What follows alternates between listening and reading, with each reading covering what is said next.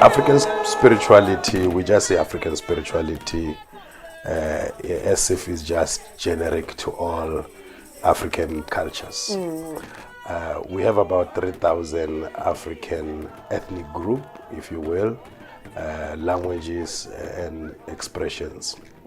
So African spirituality is very broad, is very a bit complex, and is the oldest form of spirituality on earth, which gave birth to so many traditions of spirituality, including Kemet, including the Akan, the Ashanti, the East African, the Central African, the West, the South African expressions of African spirituality. But now with Kemet, we need to understand that Kemet, it is in the end of the Nile. It's not in the beginning of the Nile. So there is where Kemet come from. The ancestors traveled through the first cultural highway, which is the Nile River. Along the Nile, where they built what they call the Nile Valley High Culture, or what today people will say civilization. Now, Kemet become the part and the place where most of what is practiced within Africa documented. Kemet become the documentation of traditions that are generally practiced in Africa.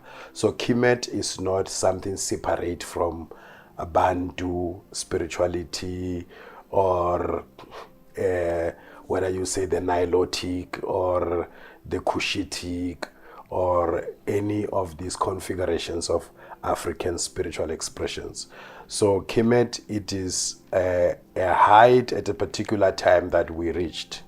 The heights of pyramid building, temple building, and great monuments, monuments of the ancestors, great statues of the ancestors. Practically the only place you get the biggest statue of the ancestors is in Kemet throughout the whole Africa. The Sphinx, the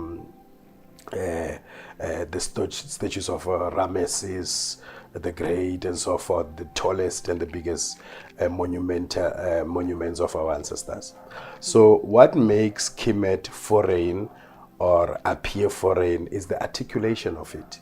Just like Pan-Africanism, to most Africans is something that is like it's foreign to Africa, but its essence is about all Africa, Pan-African, all Africa, black consciousness, and so forth. So the intellectualization of these spaces, the intellectualization of these expressions make them abstract, vague, and opaque for ordinary people. Then they will look at Kemet as something for the snobs, or for those who can speak English, or for the educated.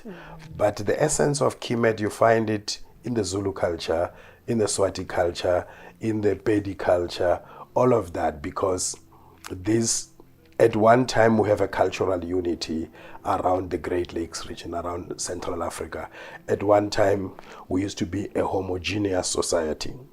And then when we fan out throughout the continent, going to the north, following the Nile River, going to the west, going to the east, coming south, through our different migration system, the great Bantu migrations for better pastures, for our livestock, and so forth. We carried with us the essence, that is the essence of Kemet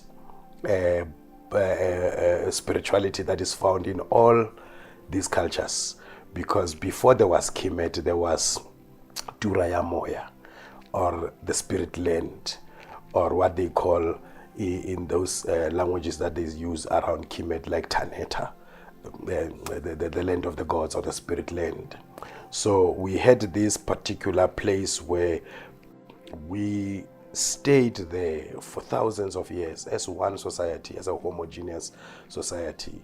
So when we move and migrated throughout the continent, we take with us all of this essence that went into Kemet, or went to be documented in Kemet. So Kemet documented what oral traditional Africa was keeping all along as a form of oral tradition, in a form of word of mouth, songs, poetry, storytelling, all of these that are found within the oral traditionalist space.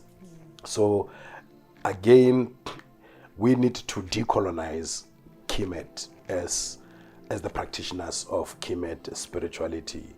We need to move away from using Greek names. We have African names like being studying with different communities, the Nubians and so forth. You find that indigenous names of Isis is Musasi. Indigenous of names of Osiris is Usara. Indigenous of name of Horus is Hara, or Heru, but mainly is Hara. Hara, which is two names, Hara, Light. Okay. So we need to reclaim this, and the only way to decolonize Kemet, we have to re-Africanize Kemet. And the only way to Africanize Kemet is currently, as it stands, is like a dead culture. Now we need to use the living culture, which is what we have. We were colonized, but we were not completely, our memories, we did not forget. We still have the language, and the language is a carrier of the people's concepts, ideas, and principles. The language is a door to a culture. If you can speak the language of that particular culture, then you can begin to understand the ideas and the concepts and the principles of that culture. So we need to bring Kemet back to the Bantu. The founders of Kemet, they were known as the Anu, or A-U, Anu, which is basically another variations of Bantu. Banu, Vanu, Watu, according to our different languages in Africa. So Anu is Bantu. So we need to use Bantu, which is still very much intact, to define and interpret Kemet.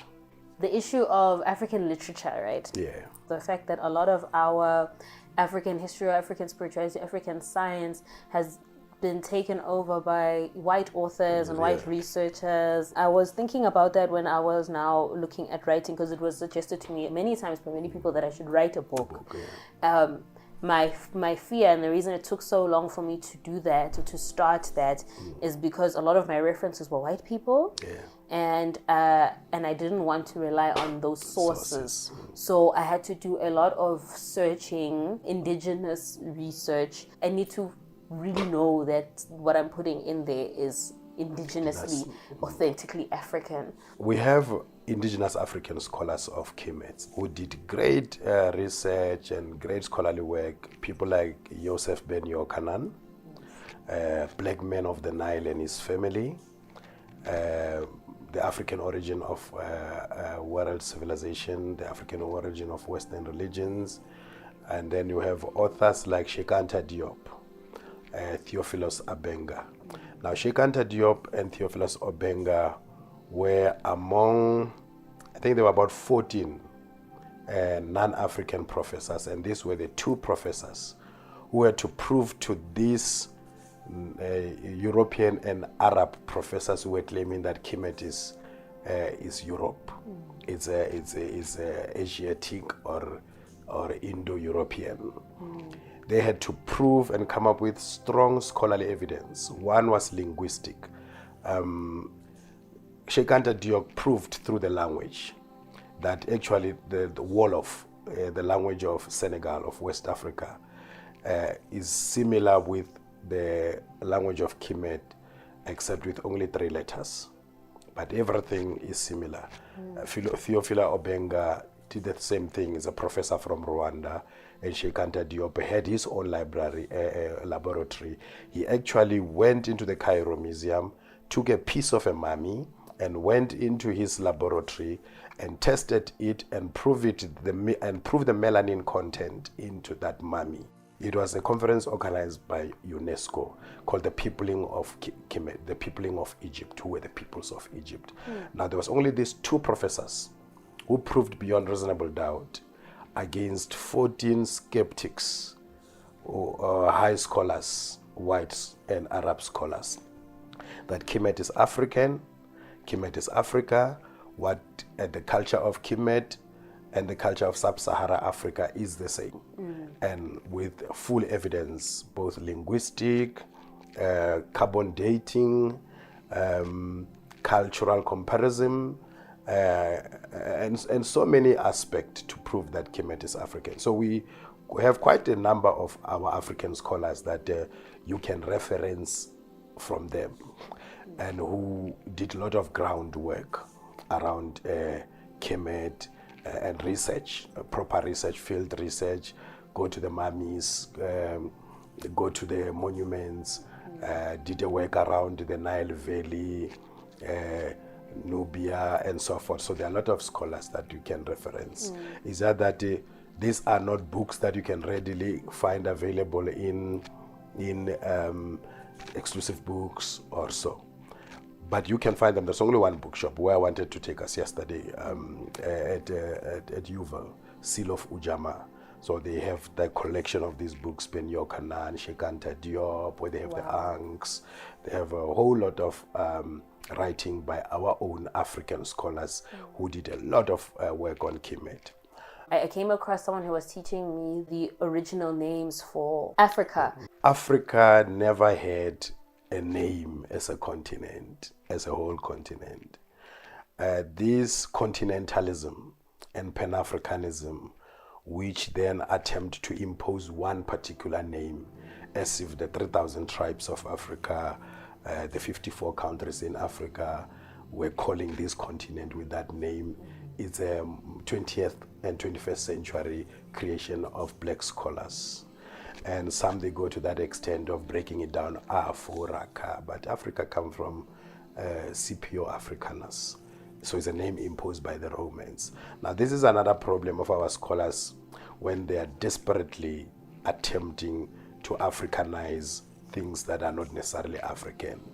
So there are others who break it down and say Af means the mouth, Ra is the light, Ka, this is the mouth of the light of, they come up with all sorts of things. But Africa, the continent, we never had one singular name for this continent, number one. Number two, you have other names like Al-Kebulan that our learned brothers and sisters are busy throwing around and say Al-Kebulan. It's not African, it's Arab. Al-Kebulan. Once it says Al, it's Arabic, it's not African. So they sound nice to the woke and the conscious that this is Al-Kebulan, it's like they know something, but really they did not even make a research on that name. The same as people who call in South Africa Azania. And you ask them, which tribe of the Azanians are South Africans? Which language is Azania come from? Is it Pedi? Is it Xhosa? Is it Zulu? Is it Sotho? Is it Ndebele? Of course it is not. It's Arabic. It means Azanj, the land of the slaves. So it's coming from Swahili coast. The Arabs used to refer to the Swahili coast between Sofala and Kilwa. They used to refer to that place as Azania, which means the land of the slaves, because that is where the Arabs were taking their slaves. So like today, people like the African Union make the same mistake and say Swahili is an African language. But Swahili is 50% African, 50% Arabic. It is not 100% Bantu, it's not 100% African. Swahili comes from the word Swahili, which means the language of the coast. It's a lingua franca. It was a language of trade between the Arabs and the Africans. It is like a Fanaga law that was used in the mines during the apartheid time. So the language that they used to communicate among them. So it was a language of trade. So that is why Swahili have names like Thursdays Al-Hamis, which is Arabic Al-Hamis. Law in Swahili is Sharia.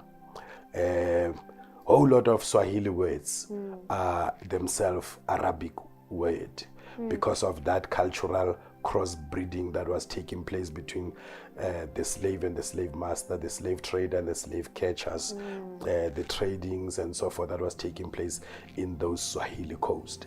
So because of laziness to do research, then they go and pick up Swahili and said, oh, it's African language because about 6-7 countries in Africa are speaking it, particularly in the east of Africa, Rwanda, Burundi, Tanzania, Uganda, Kenya, Congo, you have people who speak in Swahili, and I speak Swahili. Among the 14 languages that I speak Swahili too. But it is not African, in spite of the fact that it is widely spoken in Africa. Otherwise, if we are going to select a language on the basis of its widely spokenness, then English will be African. French even. French will be African, because you have like 27 African countries that speak French. The Francophone countries, or 27 or 23. So now the excuse that is given to us that Swahili, it is widely spoken, so therefore it's African. We just need to invent a new name, a new language that we will speak, all of us, which is difficult to invent a new language. We, as much as they are trying to invent one name for this continent and say it was Africa. It was not Africa. The Greeks call it Ethiopia, the land of the sunbend. So the Greek knowledge of the continent, as far as they know this continent, they call it Ethiopia. The Romans, they call it Africa. The Arabs, they call it Al-Kebulan. So different people call it different names. So even ourselves, we had a different names, but not of the entire continent, because that require continental consciousness and that require continentalism. So in the past, there was nothing that brought about that continental consciousness.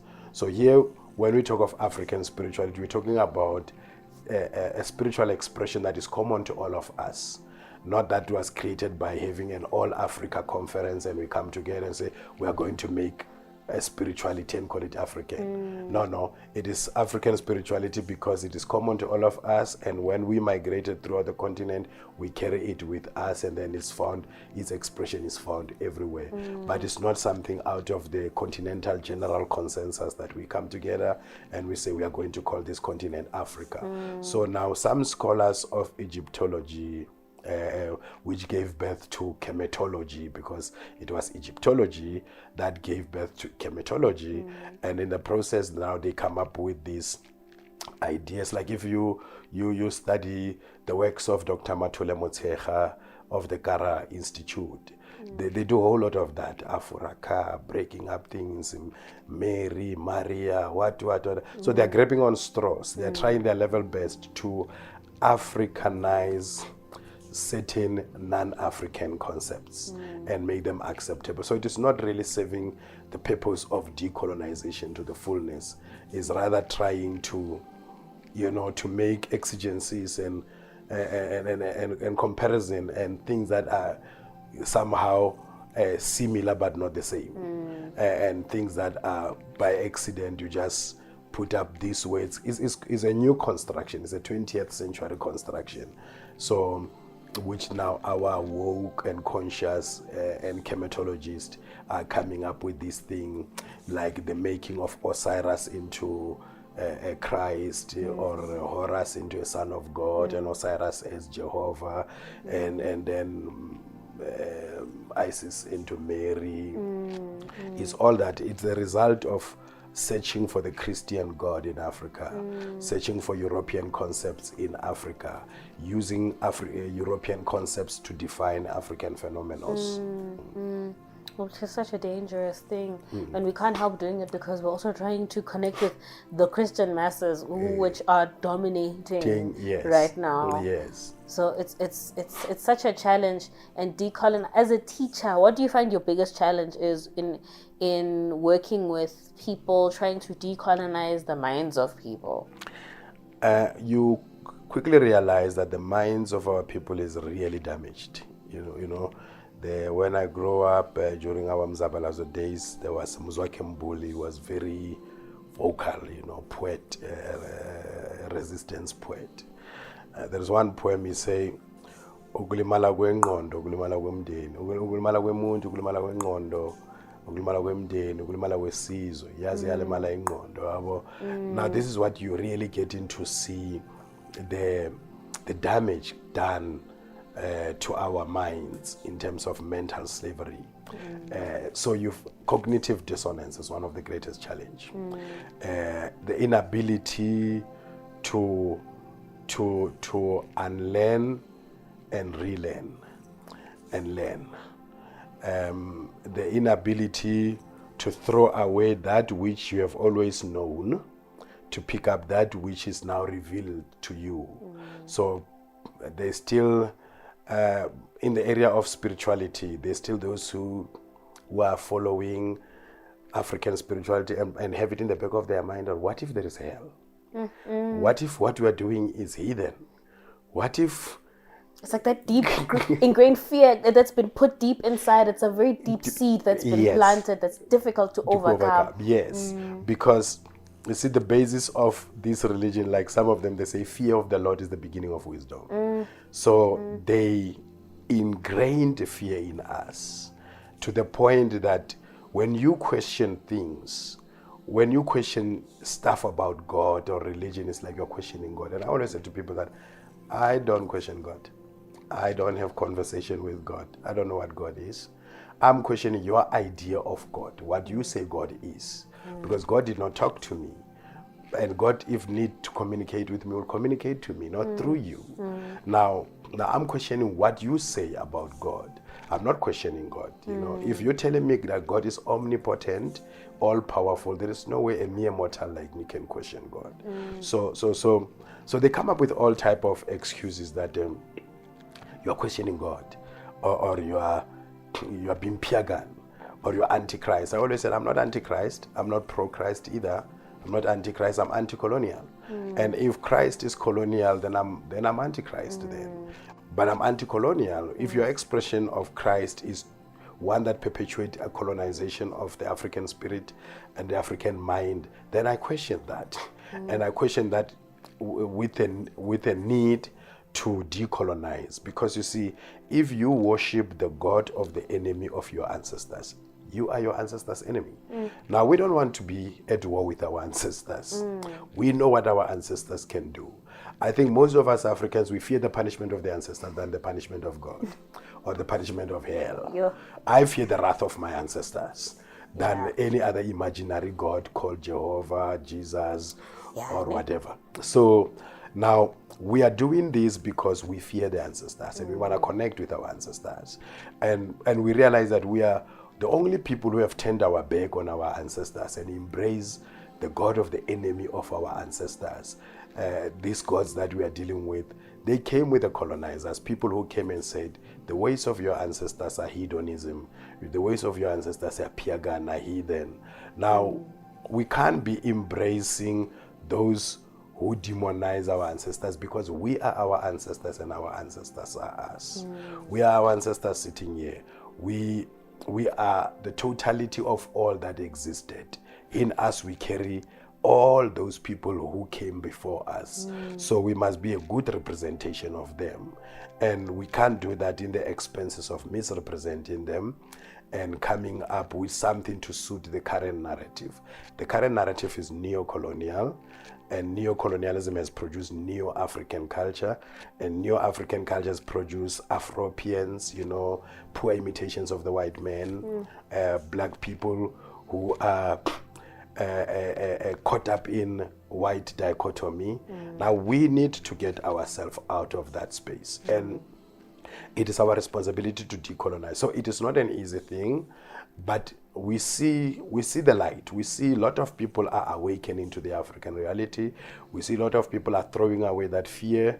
We see a lot of people are shaking it off because they see that this thing is a mind control.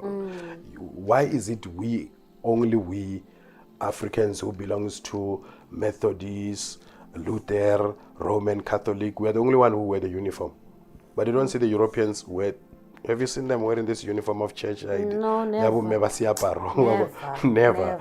I talked about it on another interview about, have you ever seen white amadodana asewesele? You know, abamhlophe. No. Why is it only us who do these things? Now, their origin are from slavery.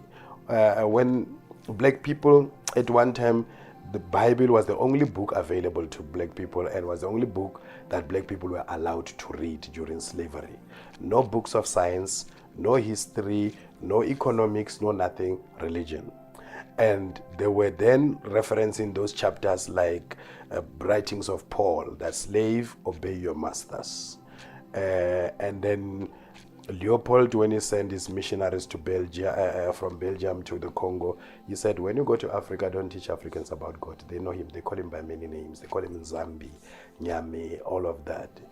Don't teach them about God. Teach them theologies about God. Teach them that a rich man will never enter heaven. Teach them that it will take the camel to go through the eye of the needle before the rich men enter heaven. Teach them to forsake their riches so that we take them. So they taught theology in a way that suit our colonization.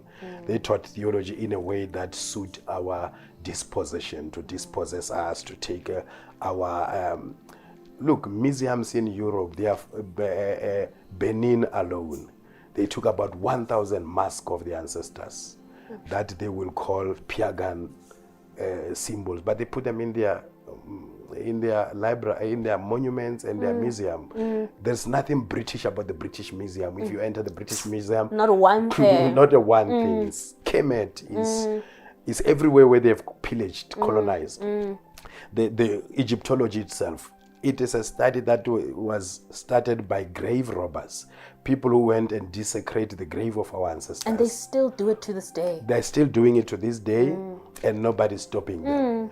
To go and search for things that must lay hidden and with the dead. You know, you bury me with my stuff, you see. I love to go with my bag. I love to go with my things. When I die, you bury me with my things and let me not be disturbed.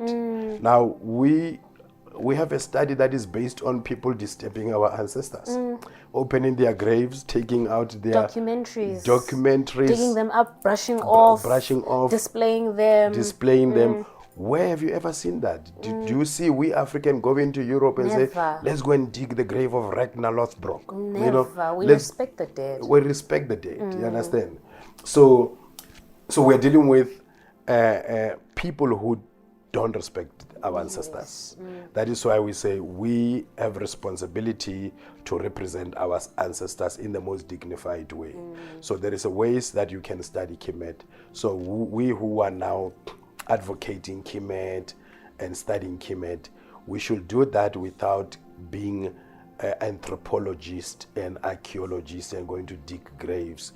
We should do that by interpreting Kemet with Bantu, interpreting Kemet with the living traditions that we have right now, because what went into Kemet come from what is now going on, what is now in our possession. What do you think of Heritage Day? I used to have this like frustration with Heritage Day. On Heritage Day, we dress up, you know, African, like we're wearing costumes on Halloween, and then we go back to our colonial clothes. Is it just a pacifier, a way of getting us to appreciate our culture on one day of the year, and then we just continue with life as usual, our colonial lives? Yes, it's they are mocking. We are actually mocking our culture and tradition. You know, we wear only our cultural clothes on Heritage Day. That is one part. And the other part is this thing that you find that whenever government have events and so forth, they will bring people wearing clothes, animal skin clothes. Africa is not all about animal skin. You know, cloth was made in Kemet. If you look at the pictures of Kemet, they're wearing nice silk. You know, so it is a misrepresentation of our culture that whenever they're having these big events, Heritage Day and so forth, and they're bringing people wearing animal skin and all of that, these things have cultural context, because how do you explain this thing that 6,000 years ago in Kemet we were wearing silky garments, gold earrings and bracelets of gold and all of that, which the Egyptologists are busy looting now. And then 200 years ago we are wearing an animal skin as portrayed in the movie Shaka Zulu, and you know, we are half naked and running around. How do you explain this disconnect? Now, some of the thing is survival cultures. When we built at Kemet, we were a stable society. When we built Nubia, we were a stable society. Meru, Napata, when we developed those things they call now the Rosetta Stone, the Meru script, the hieroglyphics, the demotic, the hieratic scripts, the Ishango bone. Our oldest evidence of mathematical knowledge is Ishango bone, which is like 12,000 years ago, you know. But then you have even the Ashanti bones, you know, you have other bones that are even older than that, 45,000 years going back, evidence of mathematics, and evidence of advanced civilization. So it is, when we are stable, we build a civilization. And when we were running around, mfekani, difakani, chasing one another around, or migrations, or running away from the slave masters and so forth, it is a survival culture where we just kill the cow, take the skin, wear it and go. We did not develop industry. But when we were stable and flourishing communities, we developed industry. Now we can't use survival culture or remnants of survival culture or things that came out of survival culture as a reflection of an African culture. The animal skin, when we have the Ethiopian cloth, the Kente cloth from Ghana, Benin, Ashanti civilizations, all of these West and East and Southern Central African civilization. We had fabrics. This is the Bogolan. It is a mat cloth made by the Mali, from Mali. You get it in Mali. So it's coming from a civilization that was stable. People are able to do the loom machines to extract silk and cotton and make fabrics. Now we can't, so we have this misrepresentation of African culture, that African culture is supposed to be something of the Stone Age appearances, or of the Mfekane and Difakane stages where we're just only a skin in front and in the back and then we go. But that is a survival culture. That is not when we were building high culture, civilization, and developing mathematics and philosophy and building universities. We had our own universities in this continent, Sankore, Timbuktu, Kemet, Laksa, and all of those places, Meru, up all the way, Ethiopia, Mapungubwe. We had civilization, organized civilization, Kami. We had organized civilization, where out of that organized civilization, you had the smelting of gold, where we could make things. But when we were under survival culture, one metal that we were focusing on melting was the iron, to make the spear and to make the hoe for planting, for digging the soil, because we are moving from one place to another. So it's a survival culture, just like the Ethiopians. The Ethiopians, if you visit the Ethiopian restaurants, you'll find that some of the Ethiopians are eating raw meat, like raw meat. I don't know if you have gone through that experience, raw, uncooked meat. Now, that itself is a survival culture. It began around 1896, during the Battle of Adwa, when Ethiopia was invaded by Italy, and the Ethiopians defeated the Italians on the 1st of March. Which began a victory that awakened the African world, that an African army defeated a European superpower. During that particular battle, the commanders of the forces of Ethiopia, Emperor Menelik, Empress Taitu, they told their soldiers that they were driving to battle with their kettles. They don't have those sophisticated military ration pack and uniform and so forth. So they were moving into battle with their kettles. That whenever the soldiers need to eat now, they will slaughter a kettle, and then they begin to share among the soldiers. So what they did then is they slaughtered their kettle, and then they were told that you must eat it raw, so that the enemy must not see fire. You must not be making fires, so that the enemy must not see fire from a distance. There's a battle. So it's a survival culture, it's a battle culture. But they took that culture of eating the meat raw in the battle and took it now. Today's an exotic culture. Every Ethiopian restaurant, you have some Ethiopian busy eating raw meat. I understand. But the origin of that It is from the battle. It's the origin, like the origin of we wearing skin 200 years ago. It was during the time of commotions. We're dealing with invasion. Jan van Riebeeck already arrived here 1652. I'm talking about the 1887, 1897 to 1797 to 1897, the 100-year frontier war, the Xhosa War with the British for 100 years, the wars with the Boers, the wars with the slave masters this side, or running from one point to another. So the culture where they show us wearing skin, the culture spears, the Kulenyane, the Tswanas and their nice music of the Khoisan wearing skin, all of that, they have a historical context. And the context of it was during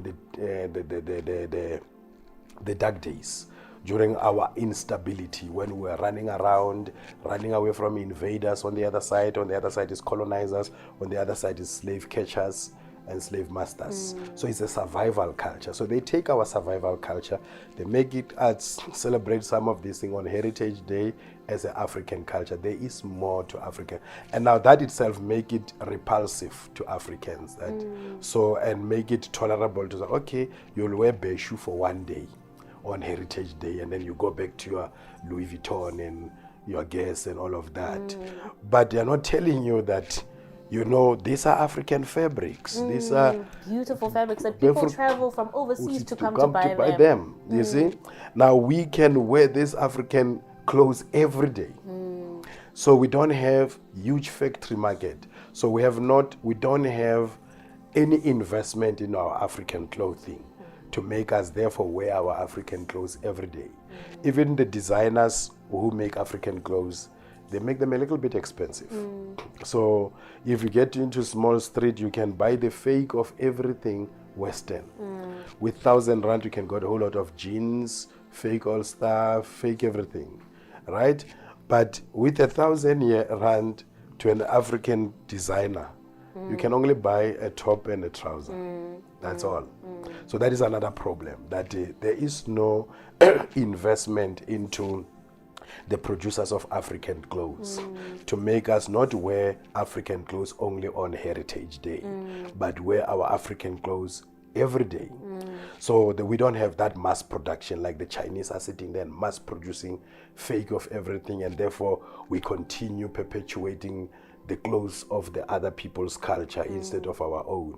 But if we had governments that are invested in our African heritage, if they were truly invested in that, not just picking up one day in September and say it's a Heritage Day, and then that day everybody's just wearing their different African attires, and then the following day they go back to their Western clothes. So if we had governments that were serious about our Africanization and they're serious about our decolonization, they will invest a lot in that, because our image is also important. You know, our cultural heritage is important. So when you say Heritage Day, what heritage are you talking about? Now we have this challenge that when we are now exposed to African spirituality, so many Africans are challenged with freeing themselves from the routine, the religious routine, in the religious way of executing spiritual practice. You are awakening into African spirituality through Kemet, through Kemetic studies or Kemetic science, Kemetic spirituality. But then there's this tendency, and we've seen it, we're taking Christian practices and we're applying them to Kemet spirituality in a way that it's now becoming a cult. You know, it is a religious habit, routine, as you say, a habit that we could not shake it off. Most people find it difficult to shake it off. So therefore, they're engaging in replacement. You're trying to replace one religion with another form of religion, instead of doing away with religion and deal with spirituality. Because we Africans, we don't have religion. We don't even have a word for religion. So we are not religious people, we are spiritual people. So we never had religion, we had spiritual cultures. All these cultures of ours are spiritual. Like for instance, if you are going to say Mudimu or Kamata, is Kamata a a cultural name for the Xhosa or a religious name for the Xhosa. It's a cultural name. It's a name that everyone in that culture use. It's not a name that only the converted of that culture use. That is why we never had a religious war in Africa. We fought over many things. We fought over cattle, we fought over territory, we fought over harvest, but we never fought over God. You don't find in our history and in our heritage instances where they say this tribe went to fight with this tribe because it wants to impose its God on this tribe.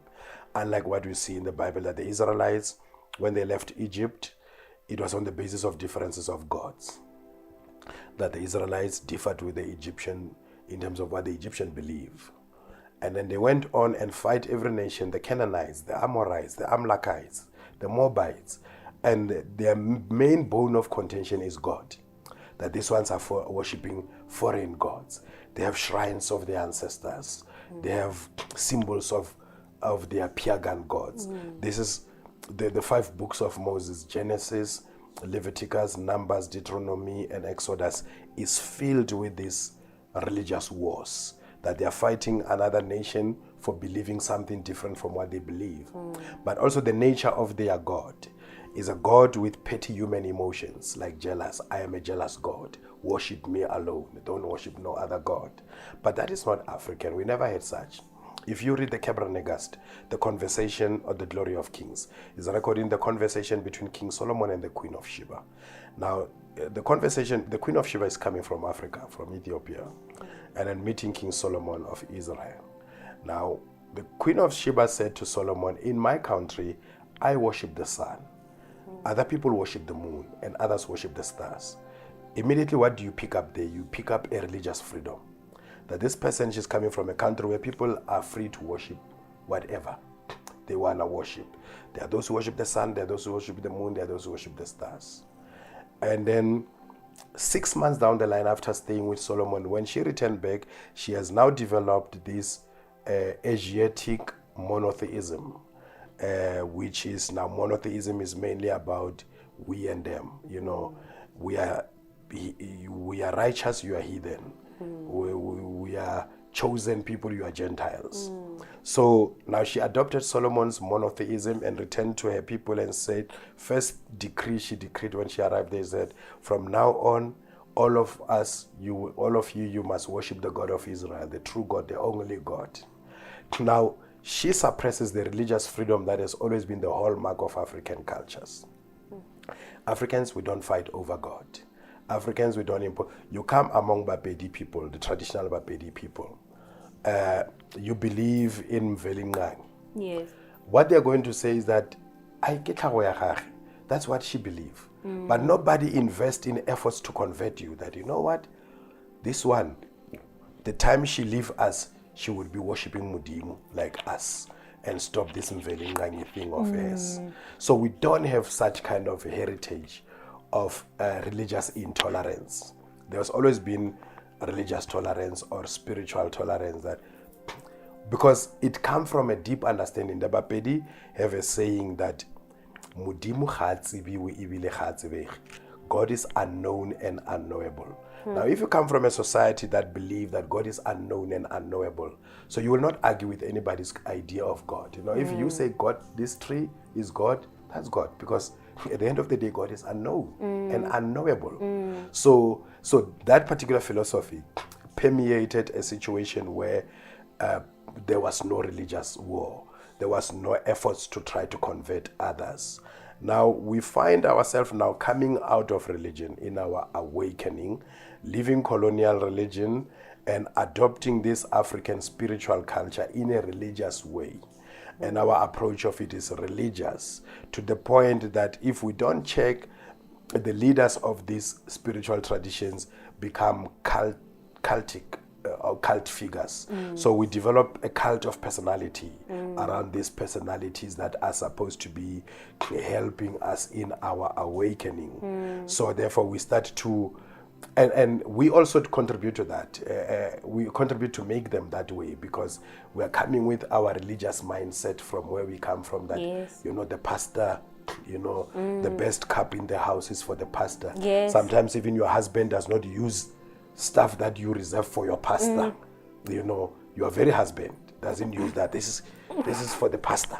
You know, so we find that you even respect these leaders of our awakening movement more than even your husband. We place them on a pedestal where we don't even see them as human beings anymore. Yes. We give them, we take that man of God mentality from the church, and we apply it now in our spaces. Yes, where we should be learning and growing, Yes. but we start to idolize them. We idolize them.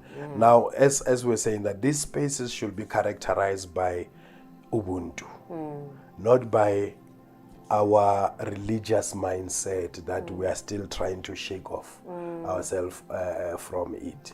So it should be characterized by Ubuntu, whereby we instill the understanding that I am because you are. I will not have this conversation alone. I tried many times. I tried to do short videos for TikTok, you know. I don't speak like the way I speak with you. So you have to speak with me. Then you get what is in me coming out because of your presence. So I am because you are. I don't sit down and replay all the knowledge I have. I realize the depth of my knowledge when I converse with the other person. Yes. I realize the importance of my knowledge through other people. You are my mirror. The only thing that I can't see of myself is my eyes. So you are my eyes. You see, I see myself through your eyes, and the eyes are the window to the soul. So now these spaces that we are creating now of decolonization and African spirituality should be defined by Ubuntu, should be defined by the ancient African wisdom that we are gods having human experience. Rabadimu, kamuka. That is why when you pass, you become Kaspedi or Sesotho or Setswana. We say you go to Badimu, you're going to join the other gods, and you become a god in the company of the gods. You are in Badimu. But we are gods having a human experience. So we need to stop treating people who come to us for knowledge as if they are completely blank, they're ignorant. We need to move away from what the pedagogy of the oppressed caution about education of the oppressed, that our education should not be like our education of the oppressed. A liberation education should not be like this education that we have, which is a banking system education, whereby the teacher is perceived to be all-knowing and the student is perceived to be ignorant. So the teacher deposits his knowledge in the head of the student, and then he will come and withdraw it. They call it banking knowledge, banking system of education. It's like I deposit it in your head, and then I come and withdraw it in a form of a test, asking you question. So these institutions of ours, like what we are building with Africanity, Institute of Africanity, there is no test writing. You're not writing no test. You're not going to be subject to some aptitude test to see whether you have learned this or not, because this is supposed to be a practical knowledge. So the essence of it is in its practicality.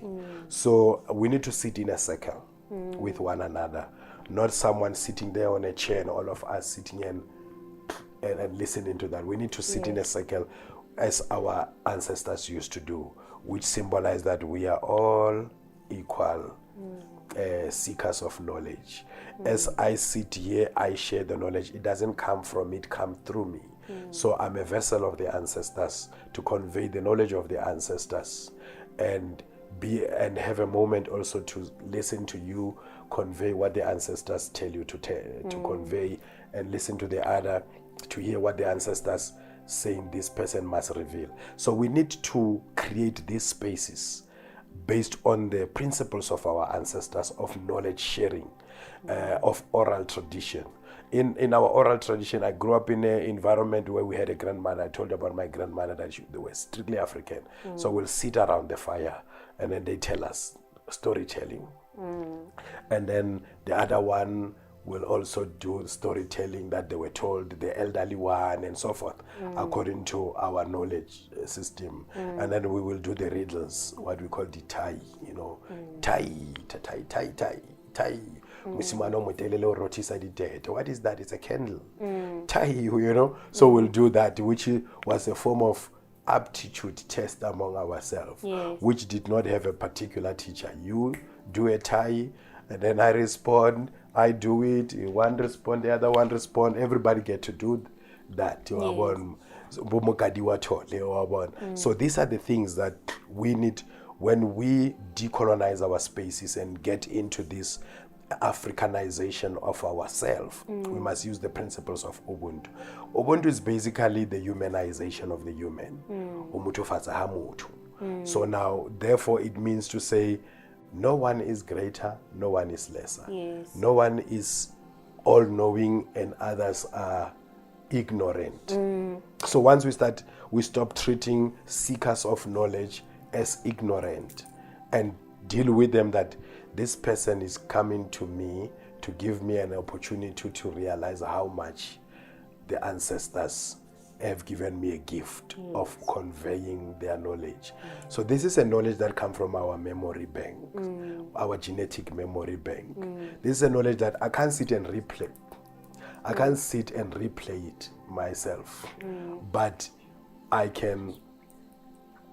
All right. Okay, no problem. You wanna pause? No, please.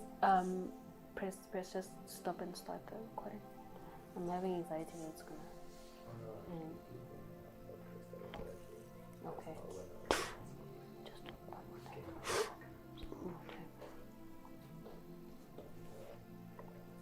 Okay. Yeah. Perfect. Thank you.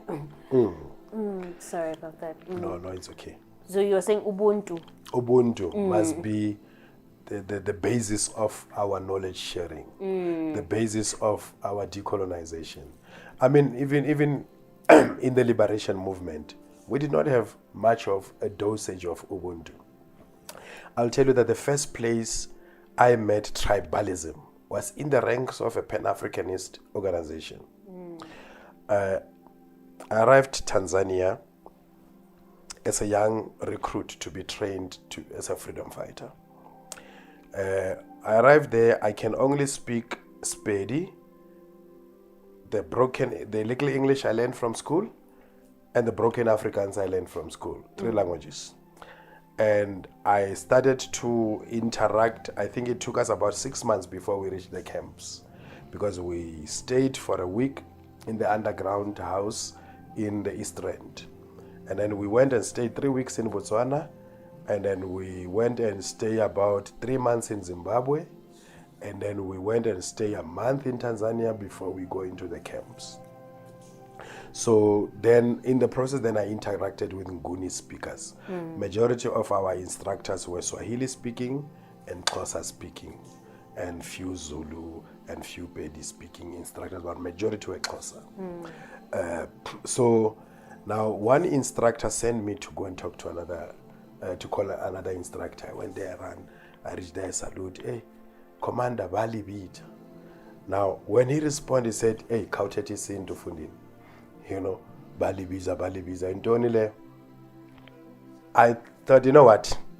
I don't know this language very well, but this is tribalism. So that was my first encounter of tribalism in the ranks of a Pan-Africanist organization. So most Africans, they confuse things, like they confuse Pan-Africanism for tribalism. They confuse African nationalism for tribalism. That is why you find that our politics are still very much tribal. Somebody, I was checking, one of my friends on Facebook saying, yo, I belong to this WhatsApp group made of Zulus and vendors. Isn't it our president is a vendor? Now the vendors are firing, or Zulus are firing too. So there is now this argument between the Zulus and vendors. Julius Malema addressed it not long ago, that now when there was the riots in July, it was said that this is ethnically based. They are fanning the fires of tribalism in an organization that is more than 100 years and it claims to be African nationalist, African National Congress. And then the other one, Joel Nechitsenga, who's supposed to be the top brain in the ANC, the policy maker and all of that, you also throw in tribal slurs. you know. And Julius was like, what is wrong with these two vendor men? You know, what is their problem with the Zulus? Tribalism has always characterized our politics because our people confuse African nationalism with tribalism. There is a sense that Xhosa people think the PAC belongs to them because Sobukwe was a PAC. Zulu people think the ANC belongs to them because the first president was a Zulu, Langalibalele Dube. So there is this thing even with the organization. There are some people in Limpopo who feel like actually everybody in Limpopo should be members of the EFF because Julius come from Limpopo. You see, again, tribalism that make it difficult for us to embrace. I know people, when we started to preach Ubuntu even within Rastafari, the Nguni who are Zulu and Xhosa, who always used to think when you say Abantu, you talk about the Xhosa and the Zulu and the rest are just, you know, other people. But Bantu is 75% of Africa's population. Bantu is these people who use 3 stones when they make fire. The Bantu is these people who hold on to this trinity of Mudimu, Badimu, Lebotu. God, ancestors, and Ubuntu. These are the Bantu. So, and they make up 75% of this continent. From the whole sub-Saharan Africa is Abantu. Is these people who have this concept of Ubuntu, Butu, Bunu, Vunu. When they say a human being is Muntu, Mutu, Mutu, Munu, Watu, Banu. You understand? You get it throughout the Congo. Everybody in the Congo, they are Bantu. Everybody in South Africa, majority are Bantu. Then you have the Khoisan, the Khoi and the San. I don't talk about the Europeans. Everybody in Zimbabwe are Bantu. The Shona and the Ndebeles are all Bantu. Tanzania, everybody in Tanzania is Bantu people.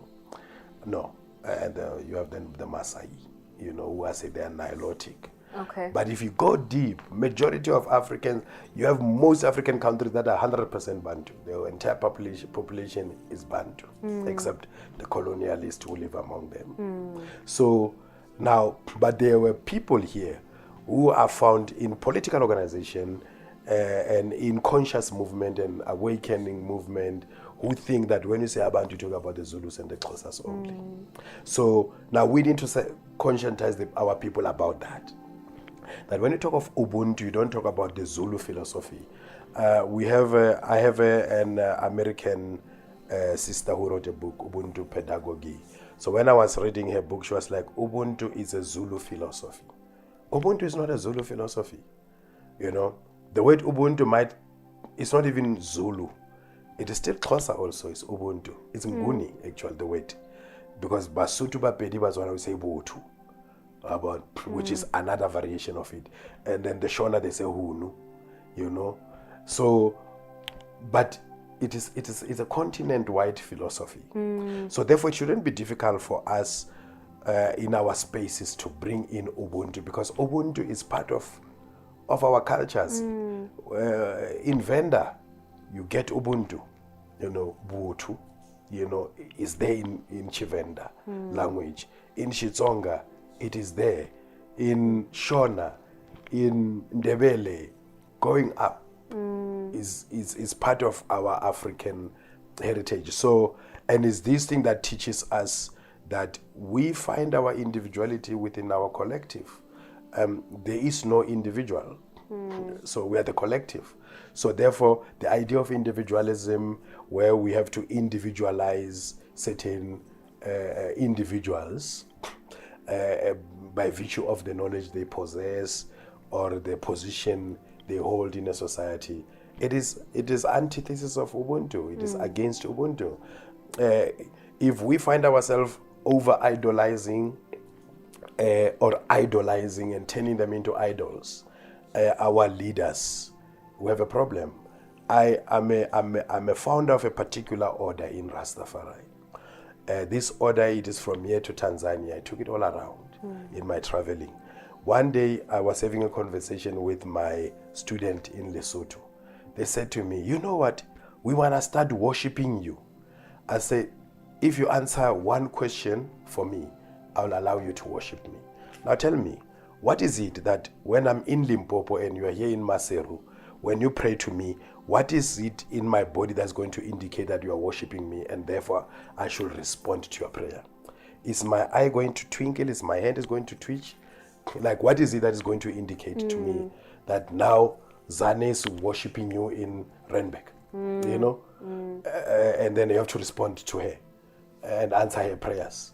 Nothing. So you see, I won't even be able to respond to your prayers. You know, why do you need to put me into that difficult position? Because tomorrow, the very same people who idolize you, they are going to demonize you.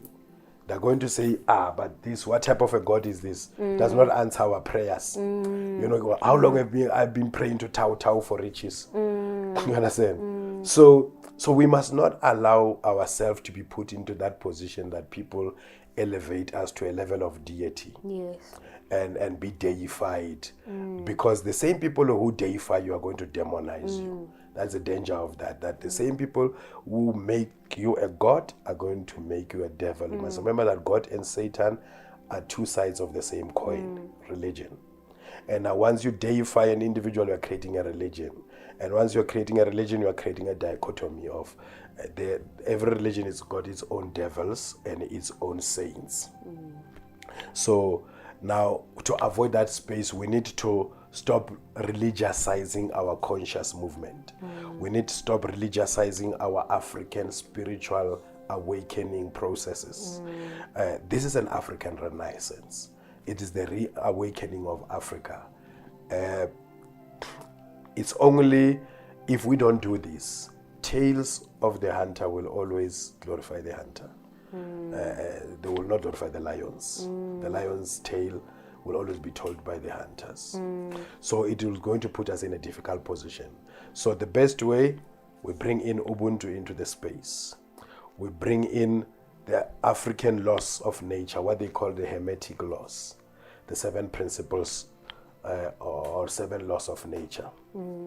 Cause and effect, all of that, you know, you are the cause of this effect. You know, I am because you are. So this is a reciprocatory process, this dialogical, you know, engagement. So in that way, it makes it even easier for those who are coming to absorb knowledge from us, because they don't sit there and, because once people whom we are sharing a knowledge to them, they look at us as demigods, it becomes even difficult for them to relate with us to a greater extent. They'll be sitting there with questions they can't ask because you are this God. You understand? So we are creating barrier between we and the people that we're supposed to free. We're here to free our people. We are here to free the mind. We're here to share the knowledge. And all knowledge of Africa belongs to all African people. Nobody has we don't have such thing that this and this has a copyright over pap. We can't tell you who made Mkomboti, you know, who owned the right to Mkomboti, who owned the right to pap and Moroch. You know, we don't have that because it is a communal knowledge. It belongs to the community. The Khoi people, they have a saying, they call it Kapo. It means dream.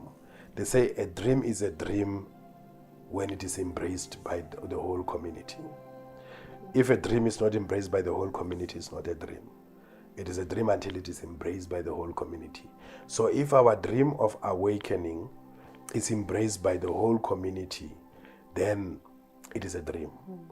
But then if we put ourselves in a position where I even come and say, you know what, I'm the one who brought these Kemetic teachings, then we have a problem. Because it's not your teaching. It belongs to the ancestors. So, and we are here to convey the message of the ancestors. So we can't claim the knowledge of our ancestors to belong to us because you were privileged to receive the message first or earlier than others. And if we do proper research, we might find that you were not alone because our ancestors never sent one messenger. You know, we don't have the one Jeremiah, the Isaiah. Like now, people are rising in numbers.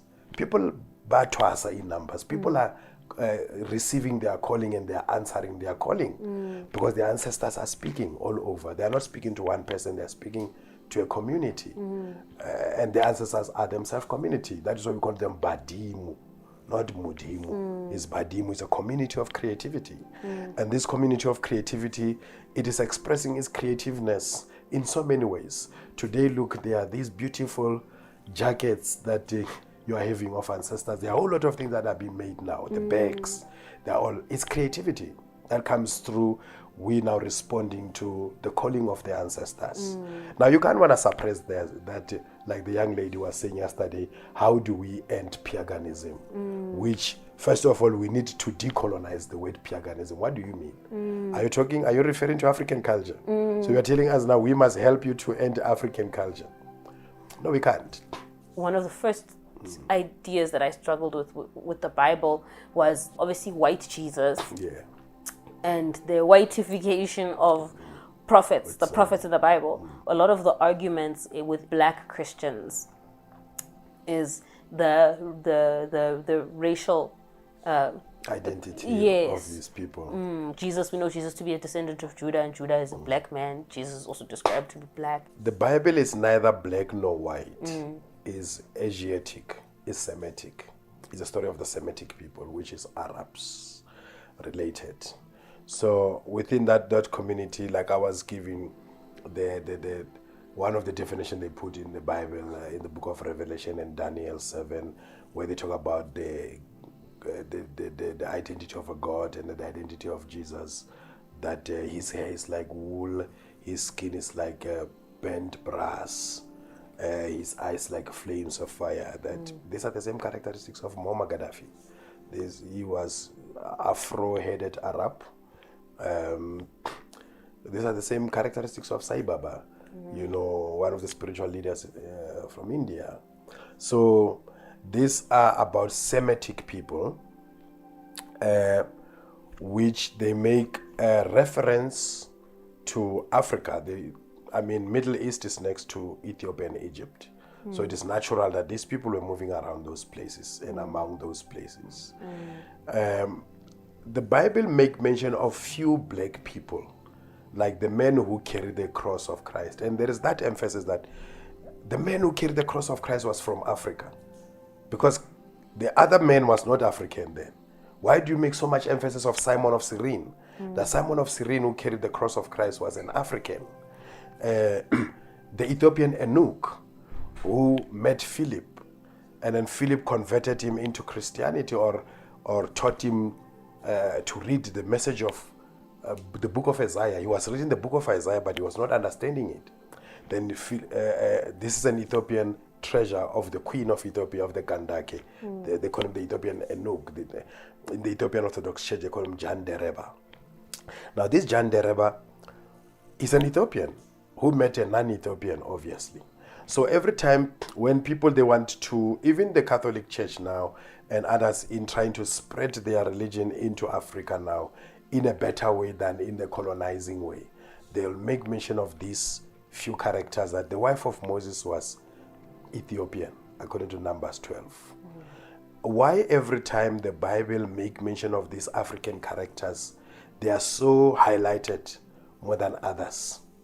Like the first recipient of the message of Christ outside of the Middle East was an Ethiopian, because this community that had that message was not necessarily Ethiopian, but then the first one to take it out was a treasure of the Kandake, Jan Dereba.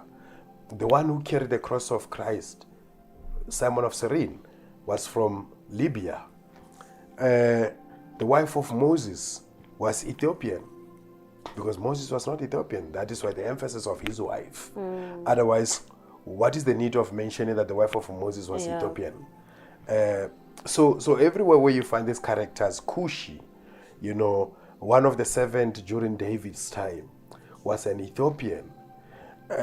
All these characters, when they mention them, they highlight the fact and they try the efforts to mention that they were African, they were black. Because this is a story of non-black people. So whenever blackness pop up in that story, it is highlighted. The church used that to continue spreading the gospel, that It is the church that like to emphasize that the man who carried the cross of Christ, remember, he was an African. So the gospel is African also, by extension, that you had an African. So one of the councils of the church, they met in North Africa, in Egypt, in Alexandria. And then I like to say, I mean, apartheid was made in South Africa, and it doesn't make apartheid African, you know. The fact that it was invented here doesn't make it here. So the fact that certain things were developed here, the theology were developed in North Africa, in Ethiopia, in Egypt, doesn't make those theologies and philosophies, doesn't make them necessarily African. The Africanness of the Bible must be measured against the existing African culture. If the Bible, it emphasizes patriarchy, you can't say it's African. The African culture is not patriarchal. The African culture is matriarchal. This patriarchy that is practiced today, people will say it's African culture. Like for instance, ngesintu, the man is the head of the homestead. The woman is the head of the family. Both of them are the head. Omunye inhloko yomuzi, omunye inhloko yekhaya. Ikhaya la kwabani, umuzi wabani. Yabo. We always play a complementary role of the male and the female. They are complementary. One of the highest influential person in the family is Rahadi or Dabao or auntie, what they call aunt. You know, your father's sister. He's the most influential person. The force behind Shaka was two powerful women, Nandi, the mother of Shaka, and Mukabai Kajama. And Mukabai was the one who finally gave an order for Shaka to be killed. Understand? And install another king. The concept of Ndlovukazi, you know, actually, do you know that the title Pharaoh is a feminine? Pharaoh literally means Ndlonkulu. Pharaoh means great house, the great house. Yes. That's what the Pharaoh means, the great house. So the Pharaoh is in Ndlonkulu. That is why the throne of the Pharaoh next to it is the throne of the mother. Because it's as great as he is, he came through the woman. He came through the mother. So our culture has been very matriarchal. The 9 tribes of the Kikuyu in Kenya, they are all named after the 9 daughters of Kikuyu. The Kikuyu cosmology speaks of that there is Kikuyu who got his wife from heaven, and the name of his wife is Mombi. Mombi literally means creator. Okay. Understand? So the creative principle already is what? Is the woman, Mombi. So God the Father can be man, but God the Creator is the woman. Heaven is the womb. The ancient Kemites, they say, heaven is between the legs of the woman. Heaven is the womb. So the creative principle of creation is the feminine principle. Like I said, we call this continent, which is the mother of everything. They even within the framework of genetics, homogeneous origin of humans, there is this theories that all humans on earth come from Africa. Where? From Mother Africa. And then they migrated out of the continent. They went and become the Cro-Magnon and then the Neanderthals and the Basque and the Latins and the Europeans as we know them. So the Kikuyu in their cosmology, they talk of Mombi. And then Mombi and Kikuyu gave birth to 9 daughters. And the 9 daughters, after some time, they start to tell their father that we want husbands. And then he said to them, go to the bush, pick up each one of you a stick of your choice. So they came up with, you came with a tall stick, that is going to be your tall husband, and so forth. And then they say, take the sticks, put them in a fire. And then when they wake up in the morning, they find 9 husbands. Now the moral of the story is that even a man in the life of a woman is a result of a woman's desire. A woman invites the man in her life. Our story of creation, the first creative principle is Ma. Ma, the Great Spirit told Ma to create everything that is created. Now, in our African cosmology, creation is itself feminine. And now, after everything that Ma created, Ma felt this feeling that is very foreign to immortal goddesses like herself. A desire to a loneliness and a desire to have a companion. That is when Smagat was brought in to be the companion of Ma. Also, this story, what it teaches us is that the man in the life of the woman is a result of a woman.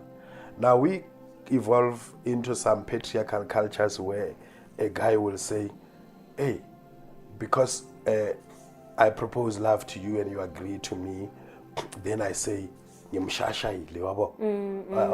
like I've convinced you, but I haven't. The woman decide who should be in their life. The woman decide which man they'll fall in love with. And the woman, if they want to fall in love with you, they will drive you to that path. You know, whether you being aware of it or not, or they being conscious of it or not, but they will somehow indicate to you. It will drive you towards that. So the man, from the beginning of creation until now, she's always been in the life of a woman by a woman's invitation. And then it's just that when the man is invited and come into that space, he start to forget that he's been invited here. Now he wants to be in charge, he wants to be bossy, all of this type of thing. But it's by invitation. And if he has overstayed his welcome, he get divorced. You know, the girl will be like, I'm breaking up with you. You understand? So, but the patriarchal society will be like, I always say there are two social myths that I don't subscribe to. So modern social myth. One that indoda ishasha umfazi, or you won't win that woman to be a woman based on your poetry. Or what you have said to her, you were whispering sweet nothing and she fell for that. No. Sometimes you can hear that your storyline is work. She just loves you. You know, your storyline doesn't make sense, but she just loves you. Then she accepts you into her space. And then the second one is this thing with you sleep with a woman, you say you ate her. I always say to the people, there's no such thing. There's no way that a spoon full of rice entering a mouth and the spoon coming out empty and said it was eating the mouth. You understand the analogy? You see? Yeah. So these are social myths created by patriarchy, where there is this thing of trying to put the man on top. So we reproduce that. And this is a result of mental slavery, is that we are enslaved. As a result, we reproduce slavery. It is the Willie Lynch syndrome, self-monitoring slaves, that we create that. We have that in our wedding songs. Like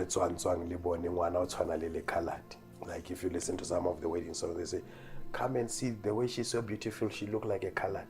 So we define beauty outside of the blackness. No, she look like a colored, she look like a white woman. You understand? So we have that thing, the black man's medicine is a white man. Now you ask yourself, who was a black man's medicine before the white man discovered us? Or before we come in contact with that? So these are Neocolonial and Neo-African idioms that we developed them even out of neocolonialism, and said, like now we're in a state of despair. Like, you know what, nothing is working very well. Load shedding, our social services, our public services. You go to government offices, nothing is working, and then people are becoming nostalgic that, you know, during apartheid, when the white people were running this thing, they were running very well. So that then create a situation where you create idioms and proverbs, like this thing that has been trending. You have t-shirt written, "Wena ungenapi," and then they said Zulu proverb. It's not even a proverb, it's a question. It's a statement in a form of question. But now they have those t-shirts written "Wena ungenapi," then prefixed Zulu proverb, when it's not even a proverb. So modern African culture, which is Neo-African culture, which is what we are doing now. Africans who are articulating our Africanism in English, Africans who are going back to our roots through colonial path, You understand? It's a result of neocolonialism. It produced neo-African culture, which now reproduce also patriarchal tendencies. You know, all these type of ideas that the man is this, the man is that, things that, practices that are not even consistent with our African culture. There's this tendency of, if you are awakening, you're coming out of religion, you're coming out of Christianity, when you're awakening, must latch onto Mungoma. Or African spirituality is Abohotep Kemet. You know what I mean? Rastafarian culture is lost on a lot of people because they feel like in order to be a Rastafarian, you must smoke ganja and believe in Jah. Like they have no real idea. How would you actually explain, for someone who's trying to understand, what is Rastafari? Kemet is not the totality of all there is about African spirituality. Ubungoma is not the totality of all there is about African spirituality, and so is Rastafari. All of these things, as they are currently expressed, they have so much fault lines. Ubungoma, like I said, that even in our interfaith spaces, whenever they say African traditional religion, they're going to bring Ogogo as a representative of African traditional religion.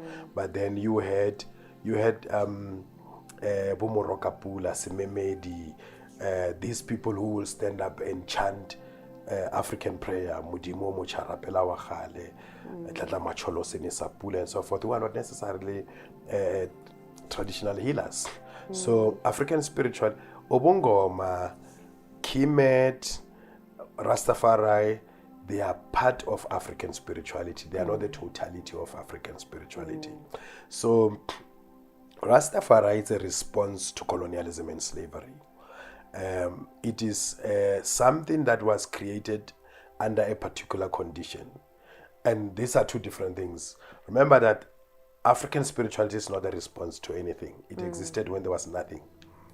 It is the first spiritual expression because the Africans are the first people on earth. Everyone else apparently come from the African. Even within the framework of Melanin, you know, there are a lot of talks and writings and lectures where people are showing you that everybody come from melanin black. That is why today Africans, we can produce an albino, which is pink skin like the white man, blonde hair like a white man, blue eyes like a white man, and have issues with ultraviolet sun rays.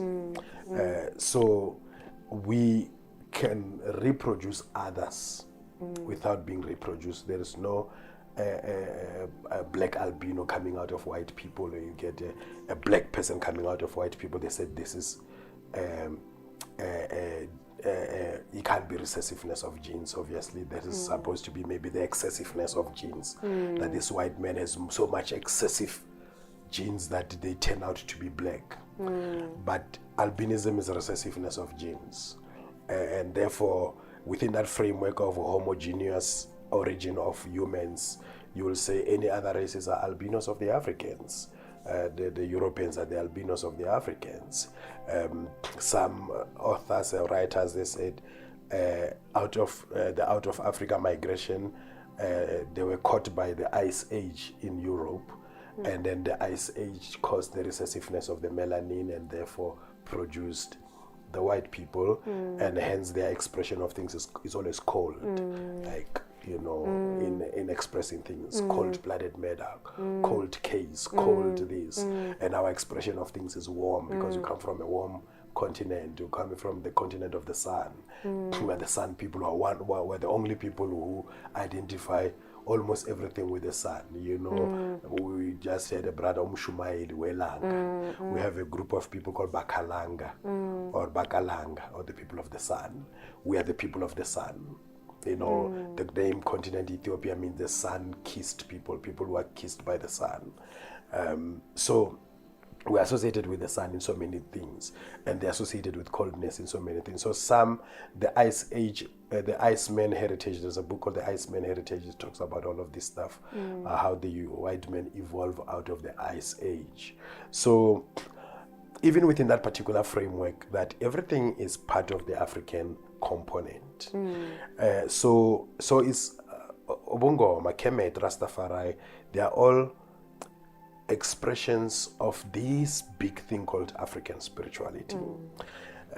Now, Rastafari is a response to colonialism and slavery. It developed during colonialism and slavery, and to respond to that. And the thing with things that respond, like Pan-Africanism is a response to colonialism and slavery. African nationalism is a response to colonialism and slavery. Now, the things that respond to things, they are controlled by the forces that they are responding to. So it is controlled by the condition that it is responding to. That if there was no colonialism and slavery, there wouldn't be a Rastafari movement. There wouldn't be a movement that see the need to emphasize the blackness of God.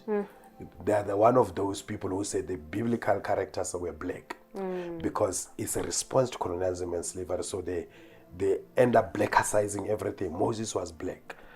Jesus was black. God is black. Because you are responding to white supremacy racism, which painted God white and all of this. But God is an energy. God is a spirit. The spirit is neither white nor black. So the blackness of God, it's according to the continent. That here in Africa, we have always perceived our gods to be black, but we did not have the need to. Do you think a person who say Kamata and close their eyes and say Kamata, do they imagine a white man sitting on a throne with a big beard, long beard? No. A person who say Ramasedi or Mvelingang, if they begin to imagine this God, they will imagine him to being like themselves, black. So our colonizers came with a white God to create this imagination of a white supremacy. So these are the challenges of colonization and slavery. So Rastafari, as a response to colonialism and slavery, it has to make an emphasis on the blackness of God. And then, of course, then the ganja came in as a sacrament and a cash crop. Now, again, that you are rejecting the wine as a sacrament, you are using the ganja as a replacement of the wine as a sacrament. You understand? So then the whole issue of the sacramental rites, the sacramental usage of ganja, which you find the emphasis of it in the most Rastafarian churches. But then you get people who are smoking ganja for recreational purpose. And they are actually, the majority of people who are smoking ganja in this country are not Rastafari. Because Rastafari is not the majority. Although we are the majority, we're the largest group of Rasta you find in South Africa, around the whole world. Some they say we're about 3 million Rastafari in this country. More than almost everybody in Jamaica. Because everybody in Jamaica, not Rasta. Rasta in Jamaica can be about 10,000 maybe. But everybody in Jamaica, they're about 3 million. The population of Jamaica. So we have the largest population of Rasta, but we're not the majority. South Africa is 60 million. We are 3 million people in 60 million. And I tell you, there are about 20 million ganja smokers in this country. Black, white, Indian, coloreds. About 20 million or so ganja smokers in this country. So they are more than Rasta. So therefore, you can't be using ganja as a prerequisite of being a Rasta. But now the stereotyping therefore made it look like you need to smoke ganja to be a Rasta.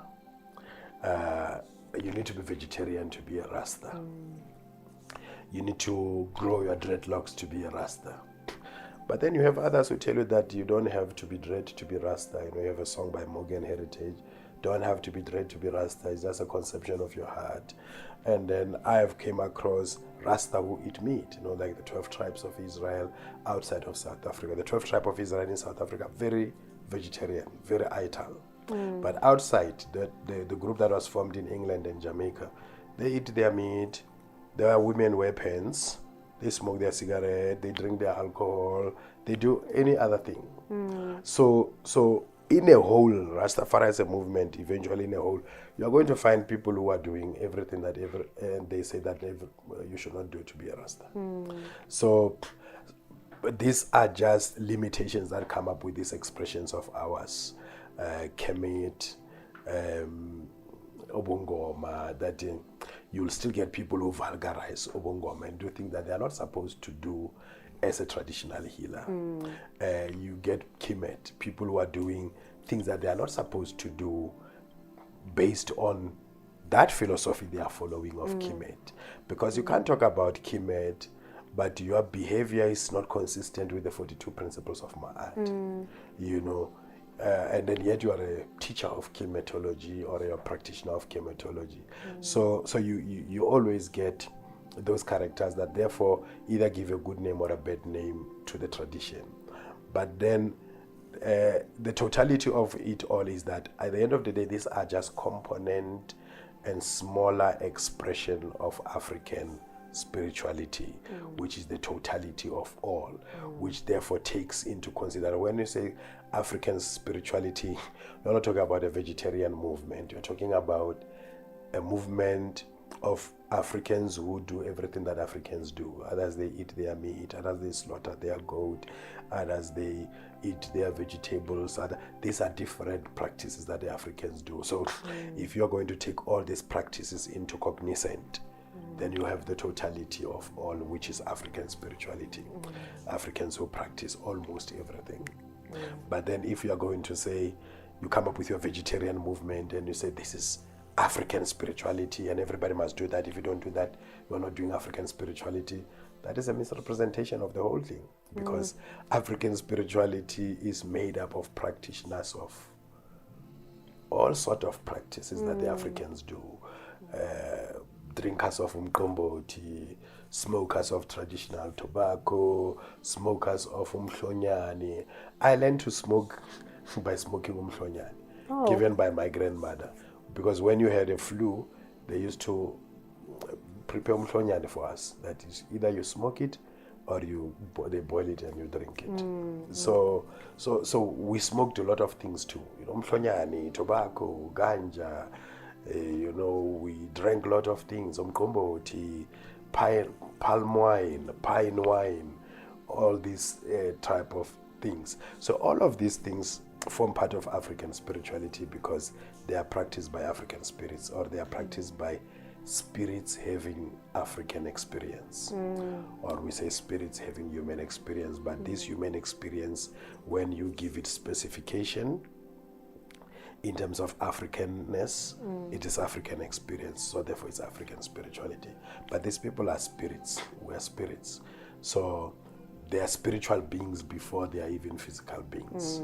So what they do in the physical realm doesn't necessarily define their spirituality, because they are first and foremost, our essence and our nature is divine. We are divine beings going through our mundane experiences, but our nature is divine. So that nature which is divine is what we're talking about as African spirituality. That these are these African spirits that are in Ubungoma, in all these different practices that have Africa as their fundamental basis of identification. Yeah. And then personally, actually coming to you and your journey, were you ever religious? Yes. My father was a bishop. Okay. I was born, the first book actually, funny, the first book I learned to read was the Bible. Okay. So my father he had his own church, this Amapostol, you know. So he will stand me up in the church to read. I learned to read the Bible before I go to school, you know, the Pedi Bible. So in my life, I've read 4 Bibles from Genesis to Revelation. And reading them in the context of believing them. You know, I read the Pedi Bible, that was my first one, or the Bible in Sepedi. I read the English Bible, the King James Version. I used to prescribe it to some of my Rasta fellows within the Rastafari movement. I've been a Rasta for the past 33 years now. So this year it will be 33 years. And I've been through stages of Rastafari. I've been part of that aspect of Rastafari that is biblical based. So I used to be one of those who advocate the Bible. You see, I have a side bag. So I used to have a side bag that I carry my King James version of the Bible. Until I learn about the Bible. I read it from Genesis to Revelation. And I know that, because there's a saying within Rastafari that you must read a chapter a day. Or they say a chapter a day drives away the devil. So I gotten into that tradition of a chapter a day, and I get to know that to read the Bible from Genesis to Revelation, it will take you 3 years and 6 months. reading a chapter a day. So I did that. So I went to teach as a Nyabingi priest. I went to teach in Tanzania in the year 2000. I stayed there for 16 months. Again, I read the Swahili Bible. I had to articulate in Tanzania. They speak like that time when I got there was like 95% of the population speaks Swahili. I will be dealing with a congregation of 2 English speakers. I had this interpreter of mine. He translate and interpret what suit him. So sometimes I'll be very raw and he's embarrassed to say what I'm going to say. You know, like sometimes I'll take a map, I'll find that they're joking around. I'll take a map and show them that, do you see where's South Africa? Do you see where's Tanzania? You think I came around here to play, you know? Yeah, you must be serious. Like I will be teaching them the Nyabingi drumming, which is like 3 sets of drums. You know, the bass, the funde, and the repeater. They must syncopate and all of that. And then some of the musicians among them, they'll feel nice and go and pick up a guitar. Now we don't do the guitar in the Nyabingi drums. So I'll be very much, you know, rubbed the wrong way and snap, you know, and be showing them that, listen, don't play around, man, you know, this is a serious thing. So I realized that my translator, my interpreter is not doing the right job. So I had to read it now in Swahili for them. And it take me again the whole period of 16 months of reading it in Swahili every time. And then I studied in Ethiopia. I got a scholarship to study in Ethiopia. I was given by the late Abuna Paulos, the head of the Orthodox Church. I met him in Berea when they were opening the Orthodox Church in 2002, 2003. So I was the only Rastafari in the queue, giving him a guard of honor, welcoming him. So I had this image of Rastafari with me, the Emperor Haile Selassie.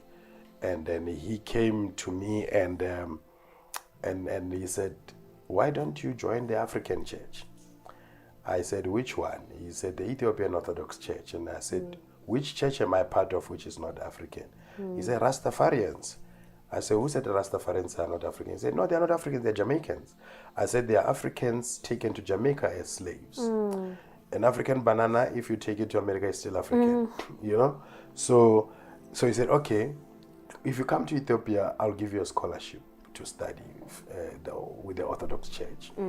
A year later, I traveled about a 4 weeks trip, you know, with buses. I took a bus from Joburg here to Lusaka to Dar es Salaam. Dar es Salaam, I stayed there with an elder in Arusha who's a raw food eating, who's healing with food actually, like cleansing the mucus in your system and so forth.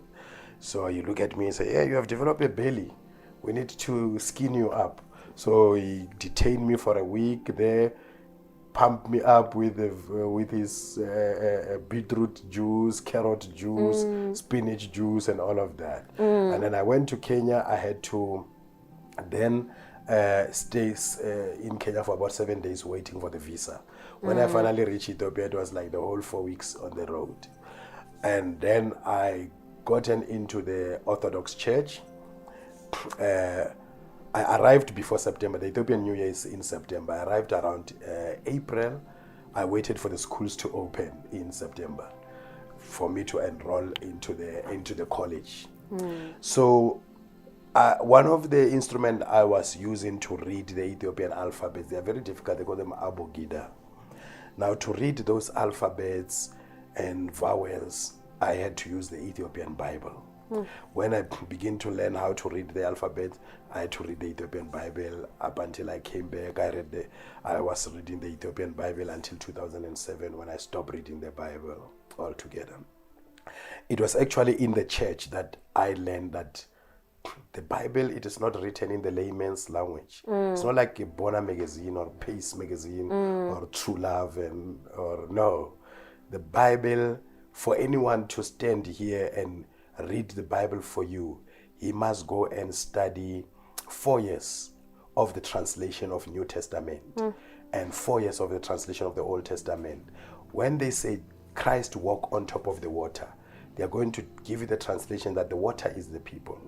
Walking on top of the water, it means his spiritual elevation was high above normal people. Therefore, allegorically, it was like a man who's walking on top of the water. So the walking on top of the water there's nothing literal about the Bible. So you get to learn that it is metaphorical. It's metaphors. It's similes. It's proverbs. It's idioms of the Jews. So I read the Bible, 4 Bibles, in my days of being religious. Okay. So I was born in a Christian family. I grew up in the church. After my father died, our neighbors took me in and take me to the Lutheran church. I did class, read the book Katika Sema and all of these things so that I can qualify to eat the Eucharist, the blood to drink the blood of Christ and eat the body of Christ. But then I drop off before I could drink the blood of Christ and eat the body of Christ. Because I had a problem now with my guardians.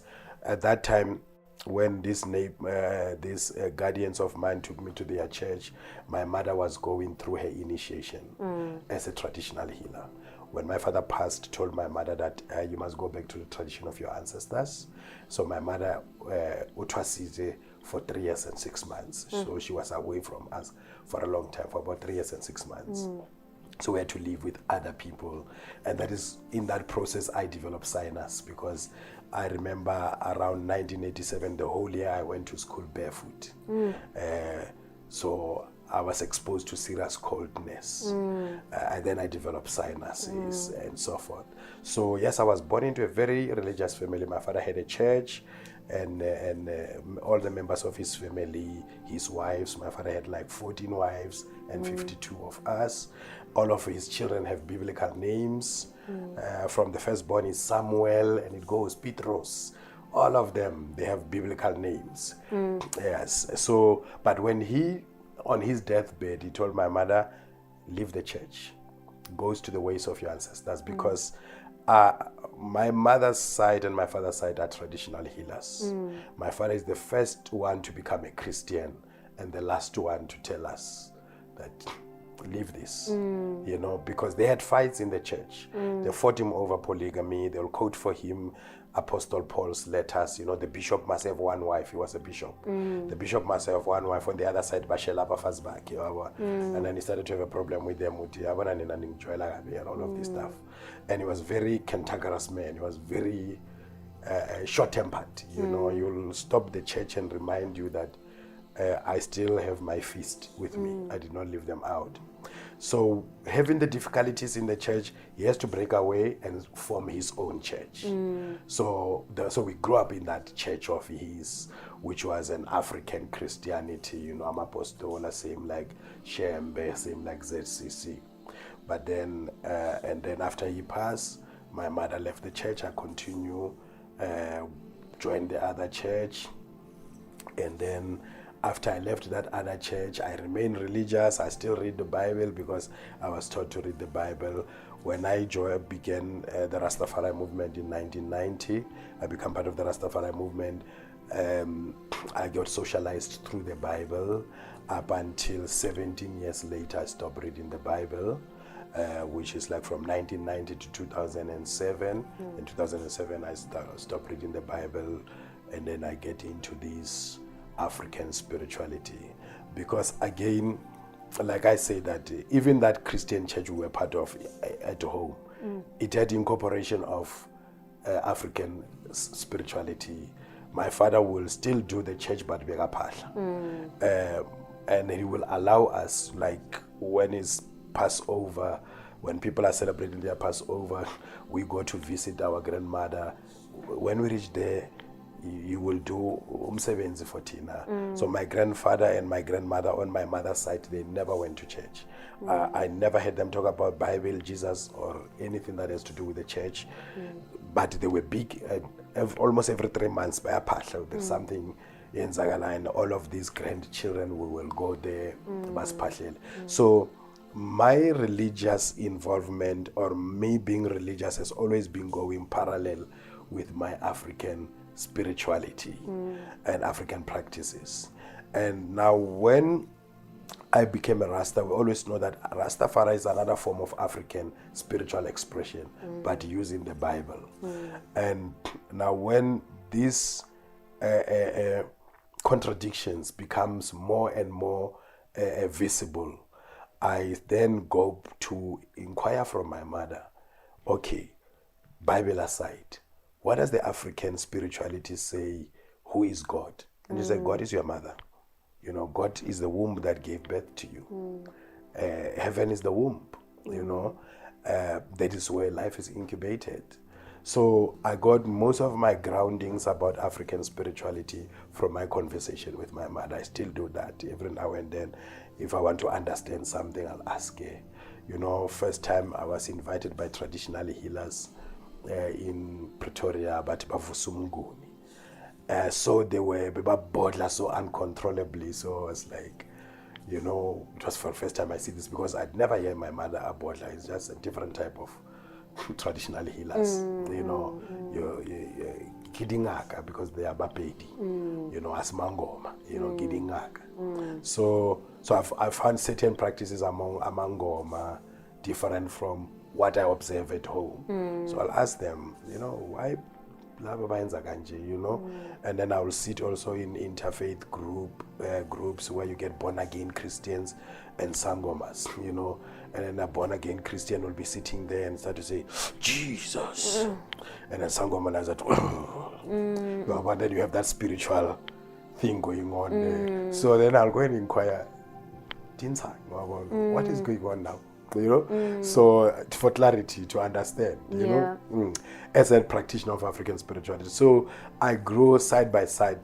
That part has never left because on my maternal side, they don't go to church, strictly ancestral practice.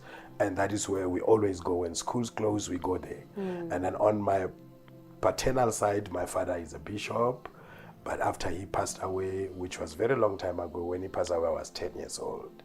So therefore, I had to still have certain religious thing instilled within me, like reading of the Bible and going to church on Sunday until I move away from Sunday to Sabbath, through the Rastafari, Saturday, and then until I also fully awaken that I don't need any of these things. I need my African spirituality, 100% African spirituality. I'm a big critic of the Bible, from one who used to advocate it and read it. I mean, I will open it for the police, you know. We used to have a place where we congregate at Corner Small and GP in Josie there. There used to be some Rasta who sell records and books and everything. And the owner of the shop, I wanted to take you yesterday. So he moved from the street, he went to the shop.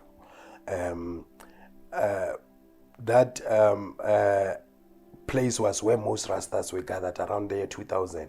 We'll be there smoking ganja in the street and the police will come. So I've always been the spokesperson of Rasta. Then I'll be the first one to go with my Bible there.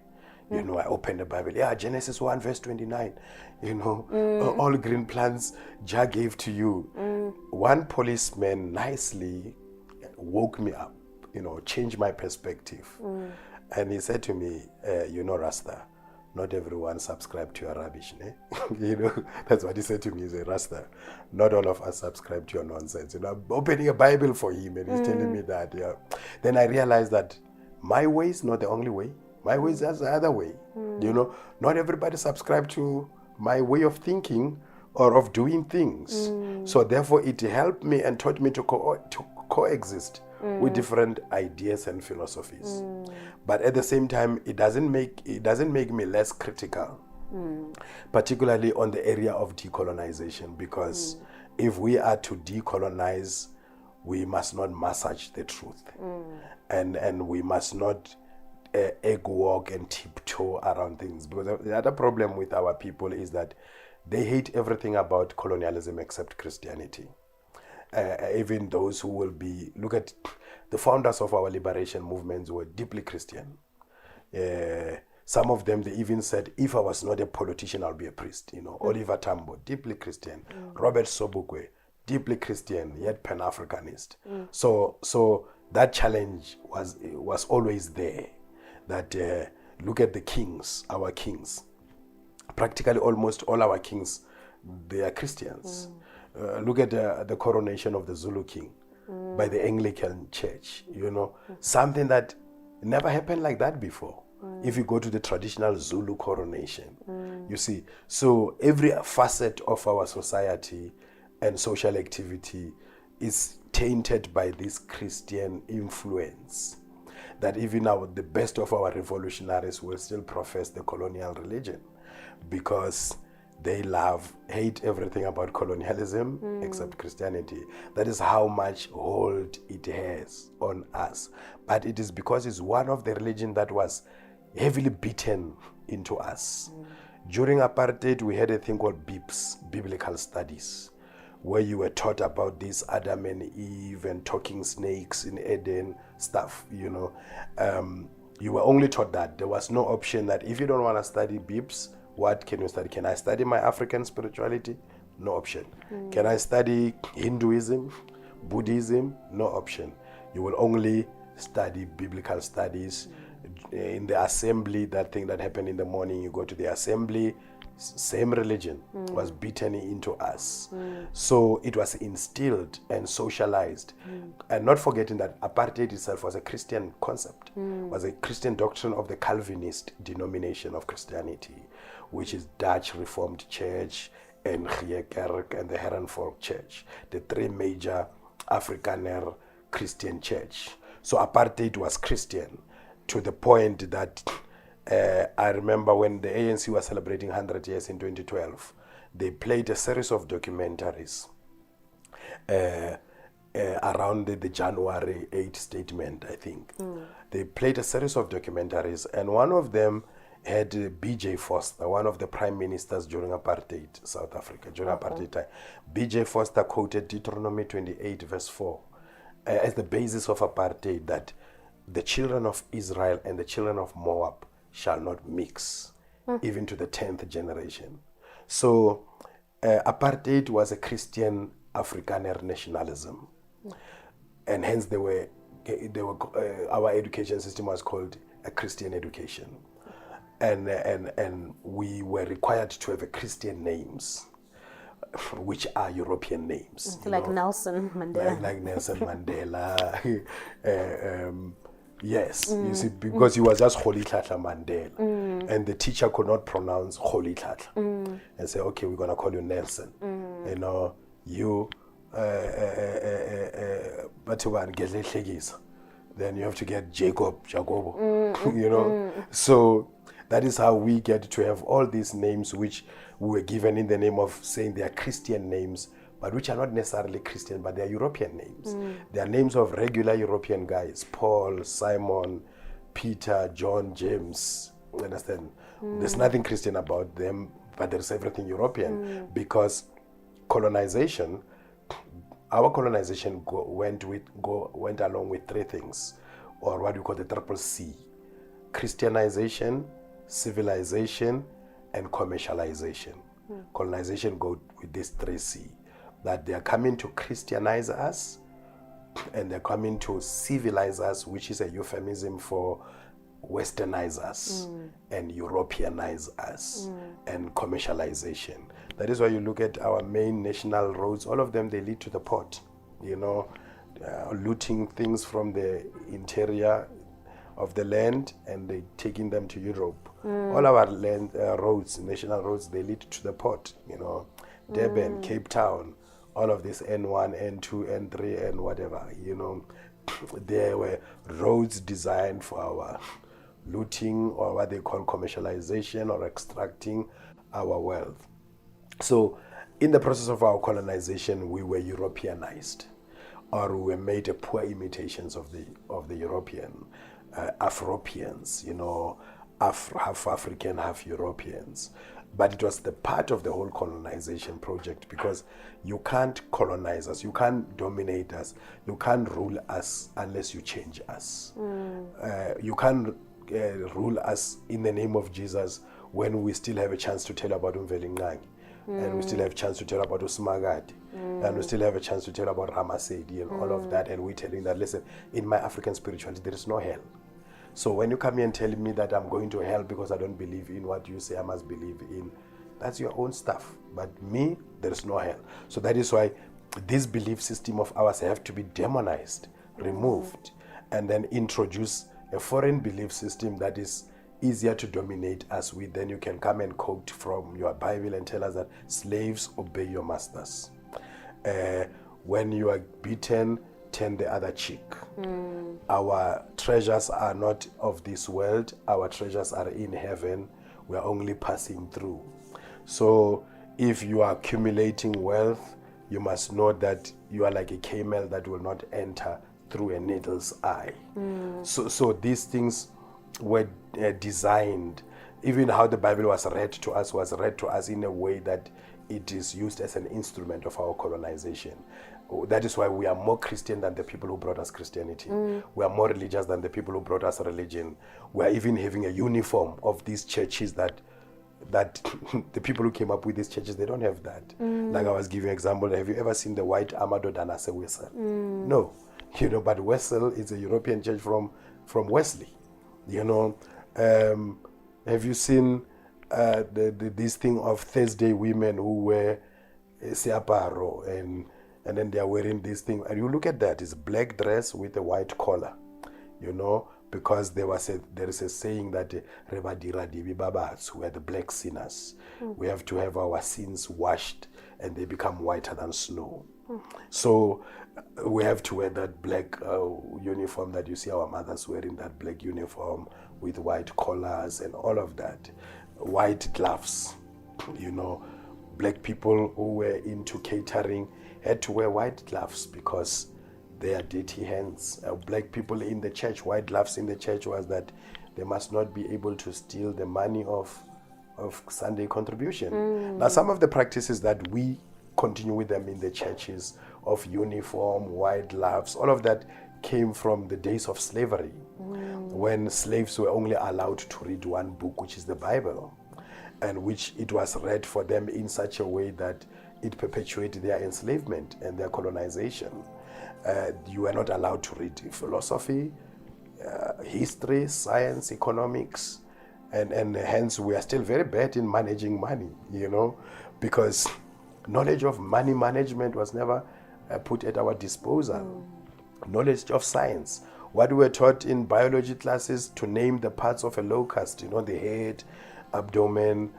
What are you going to do with that knowledge of the parts of the locust? What are you really going to do with the parts of the locust? But this was the stuff that we were taught as part of education for slaves that will help to perpetuate our enslavement. I noticed that you don't eat meat, right? We have so many different ideologies around how what we put in our bodies and how we treat our bodies. The concept of our bodies being a temple is not something that came with Christianity or religion. It's something that we've always understood as African people. What is your belief system or your understanding of our relationship with food as melanated African people or just people in general? Well, you see, these fraternities that we developed of our African consciousness, whether it be Rastafari, they represent but one aspect of our evolution and one aspect of our life. If we believe that our origin, we came from some sort of a Garden of Eden of some sort, or therefore you will naturally think the first diet was plant-based diet. Of course, the first diet of our ancestors was plant-based diet. And most of the Europeans used to demonize us using that and say that you were living by roots and nuts and leaves and all of that. Even those of our ancestors who had like 100 cows or 1,000 cows, they were meat eating entered our space as a form of ceremony, rituals, when they would have performed a ceremony like you slaughter for their ancestors. So now that is why they say Paba di Muri Jalebona. So the meat then that is left there will be eaten by the living who sacrifice the blood to the ancestors, and the spirit of the animals, the anus of that animals is the one that are consumed by the ancestors. So in Africa, we Africans don't have a specific diet in our true African way. Our diet is determined by different environment that we are in. So we find ourselves in an environment where we have plants, we eat plants. We find ourselves in an environment where there is a meat, abundance of meat, we ate meat according to that particular environment. But we are not ancestors of food. We are not made by food, and we cannot be unmade by food. I've seen vegetarians who age even faster than non-vegetable eating. I have a good example of them even within my own Rastafari movement, like the elders. You know, my mother is like 90 years old. She eats her meat. She doesn't drink tea. She doesn't eat bread. Her breakfast is pap and meat. Lunch, pap and meat. You know, supper, pap and meat. She cooked that at the age of 90. She's still strong. And I've seen vegetarians who are 70 years old who look older than my mother. You know, plant-based diet. So it's something that has to do with our genetic makeup than with than with food. You have among us Africans some who are allergic to a particular meat. So we have allergies. We eat food according to certain allergies. I eat vegetables, but I don't eat all vegetables. I don't like cucumber. I don't like. So I know certain vegetarians who don't eat certain vegetables, and I know certain meat eaters who don't eat certain meat, and I know. So in terms of diet, there are many philosophies that have filtered through. Some people, to the point of associating vegetarianism with longevity. That because you're living by plant-based diet, you live long. But I've seen people who are living by plant-based diet who live shorter than people who are eating meat. I've seen these people who always enter the Guinness Book of Record. They say, this old woman, she's 110 years old. I remember one of them, not long ago, they asked, and then, what do you eat? She was like, pork and pap. She lived to 110 years old. And so like I say, we are not made by food. We are not ancestors of food. So, but there's a lot of philosophies that has been built around food, where people will be like saying, if you eating meat, you are like my Rastafari community, they will say you are a vampire, and bloodsucker, blood shedder, and all of this type of negativity. Cannibal. You're a cannibal, you know. But that is not the idea, because the people who engage in meat eating, they are not consciously engaging in cannibalism, and they are not telling themselves that they're engaging in cannibalism. That is, we now being too judgmental towards one another. But as Africans, in our African purity, we eat meat. Africans, there's no African culture that doesn't eat meat. They drink their mkomboti. They love their music. After that, they dance and do all of these things. So to try to associate diet with righteousness, it's problematic for me. But I know I belong to a community that is caught up in that situation. That if you are found to be meat eating, you get demonized. It's like you are not Rasta enough. Although we will tell them that historically the founders of the Rastafari movement were not necessarily vegetarian, and the founders of the Rastafari movement were not dreadlocked. It's things that came in with the evolution of the movement. So, but in the purity of the African tradition, the Africans who have gone through breatharians, those who live by breath and fresh water. We have gone through fruitarian, those who live by fruits. I was once a fruitarian, only not eating anything that is cooked. I even stopped smoking ganja because I was like, smoking ganja is like I'm cooking it with a Rizla, you know? So I was like, nothing that passed through fire. And it's a healthy diet. You don't smell your armpit, you don't smell your mouth, you don't smell yourself when you go into the toilet if you live by fruits only, a fruit diet. It's a healthy diet. And I went through vegetarianism, or what they call vegan, and to vegetarian, And then you start to realize that some of these potatoes of yours are genetically modified. Some of these vegetables, so you can't live that purity of diet when you don't even plant your own food. Yes. You know, so some of them, they tell that, oh, they are made by something that is taken from a pig.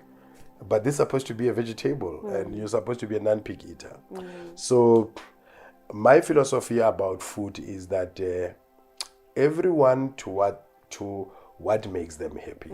Food for the stomach, to make people feel happy. And if meat makes you happy and good, I know a whole lot of vegetable eating people who are mean, judgmental, very negative, and from my own community. But these are vegetable eaters, you know, Bible quoting, ganja smoking, dreadlocked, mean to the core. And I've seen wonderful people who eat their meat, beginning with my mother, that she eats her meat daily. She's 90 years old. She's one of the kindest people you get. She's still one of those ethical traditional healers. Her bones, probably she's still charging 100 rand for bone oracle, or 150 rand, you know. She's one of those people who say, hey, how much should I pay? She say, anything. What do you have? You know, anything you want to thank me with, you know.